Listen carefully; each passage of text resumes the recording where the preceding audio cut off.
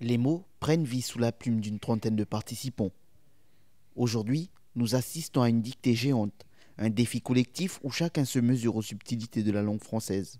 Composé C-O-M-P-O-S, E accent aigu, E-S. On faisait souvent des dictées et en dictée, j'avais les meilleures notes. Donc, en fait, justement, c'est un défi que je me lance en fait en venant ici.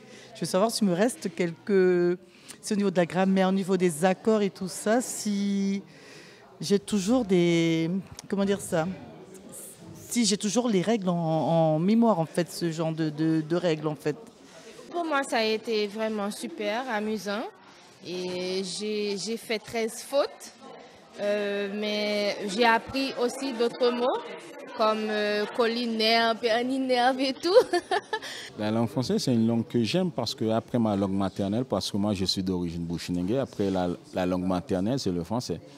Je sais que j'aime bien écrire la langue française. Je ne vais pas me vanter pour dire je sais écrire, mais j'aime bien écrire la langue française. Donc quand j'ai entendu parler de dictée géante, je me suis documenté c'est quoi, et bien j'ai vu ça passer dans un groupe WhatsApp et j'ai dit pourquoi pas. Les textes de la dictée sont imaginés et rédigés par les auteurs guyanais afin de mettre en avant la culture locale. C'est une première étape ultramarine puisque l'objectif c'est de véhiculer cette dictée partout dans les outre-mer françaises avec comme objectif de travailler autour de l'inclusion, du français, de la culture. Il vous a expliqué un petit peu comment la dictée avait été créée. C'est pas du tout une dictée descendante, hein, c'est une dictée avec les auteurs guyanais où on va parler de la Guyane et qui mieux que les Guyanais pour parler de la Guyane. Rachid Sontaki, auteur, animateur et créateur du concept de la dictée géante, a lancé ce projet pour encourager la pratique de l'orthographe de la langue française de manière ludique et collective. Je me suis rendu compte que la dictée, ça pouvait être un jeu de société. Et ensuite, un jeu de société, comme vous avez pu le voir, les gens qui étaient là se posaient des questions, participaient entre eux et se défiaient ou se challengeaient.